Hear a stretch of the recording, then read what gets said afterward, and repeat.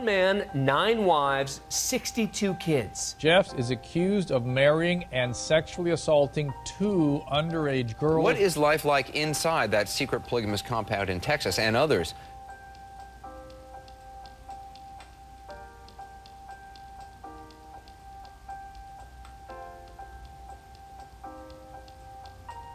The Fundamentalist Church of Jesus Christ of Latter-day Saints is a sect of the Mormon Church. The FLDS formed when those who practiced polygamy were excommunicated after the Mormon Church suspended it to gain statehood for Utah. Their practices finally came to light in the mid-2000s due to allegations of organized welfare fraud and the sexual abuse of children.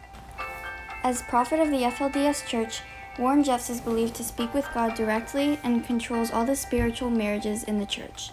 He assigns wives to their husbands and can punish his followers by reassigning their wives and children to other men. It is believed that many of the women in the church are forced to marry much older men while in their early teenage years.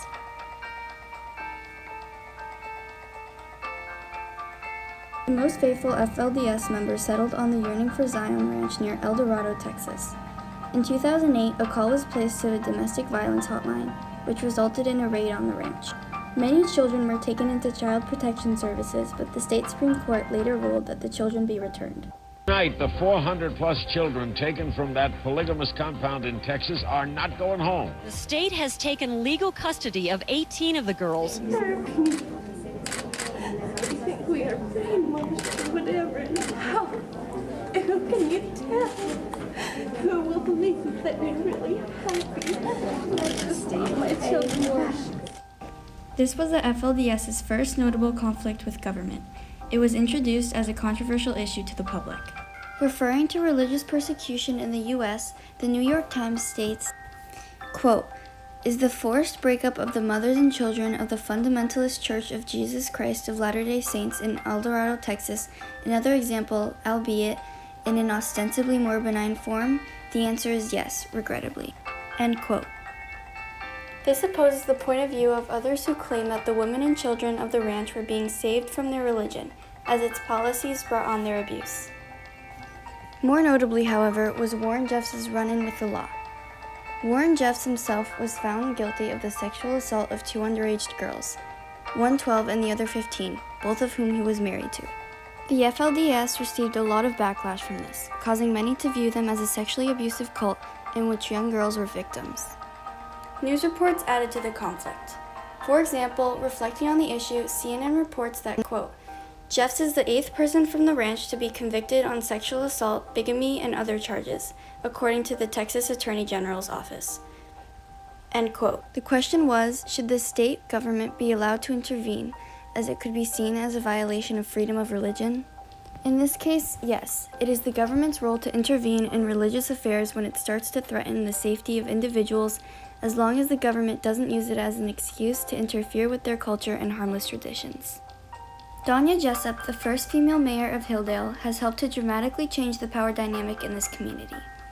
Previously, Hilldale was governed only by members of the FLDS Church, favoring the rights and desires of Warren and his closest followers. In the government, they were just doing what they'd always done, and they were just running it the way a church would run it. And they all walked out, all of the staff walked out when I walked in. So we've just had to kind of rebuild the town from the ashes. Danya believes the government acted appropriately in dealing with Jeffs and his case. I do not consider it overreach. I feel like they were every bit in their power to do that. He broke state laws, he broke country laws. So I don't believe it was overreach.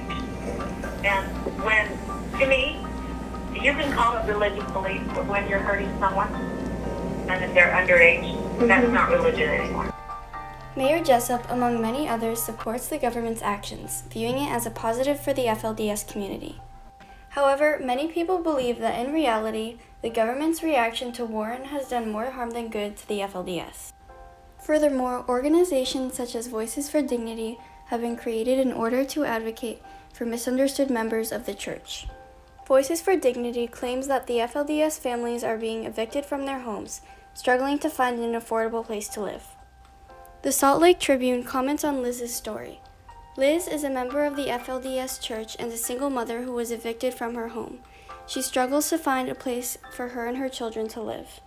Reported stories such as this one are scarce compared to those criticizing FLDS policies. Christine Marie Cadis, a member of Voices for Dignity, realizes this. She believes the government has gone too far in dealing with the situation.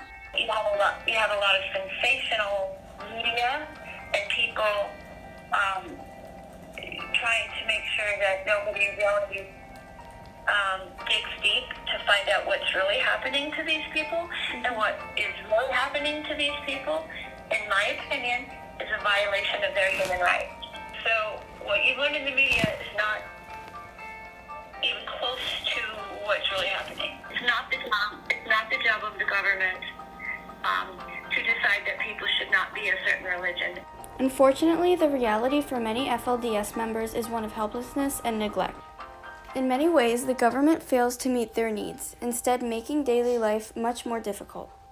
Moreover, some even question the government's initial intentions when arresting Jeffs. Michael Picaretta served as Jeffs' lawyer in the first group of cases. He shared his perspective of the FLDS's rights with us. I represented him in the Arizona cases.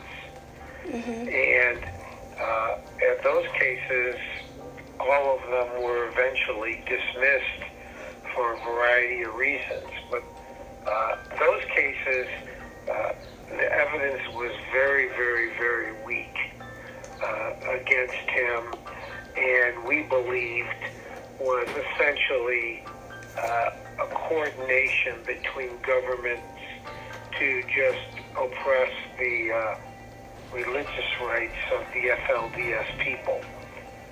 So we had strong arguments under the First Amendment to the Constitution, and we had strong arguments for religious freedom. Picaretta's experience in Warren's trial mirrors some of the events during the previously mentioned Texas raid. More than 450 children were ordered to be taken away from their parents and put into state custody. As stated in a CNN article from 2008, quote, "After interviewing 5 minors who were or had been pregnant, CPS removed all of the children based on the assumption that the community's belief system allowed minor females to marry and bear children." End quote. This assumption can be dangerous in that it causes many people, including the government, to mistake all FLDS members as parents who raise their children in abusive environments. As a result, the government punished all the FLDS people, instead of targeting individual abusers. Although Warren's actions are undoubtedly sickening, innocent FLDS members should not be taken accountable for them. The government was right to arrest Jeffs and further investigate the church. However, they overstepped by intervening with the daily lives of those still in the FLDS.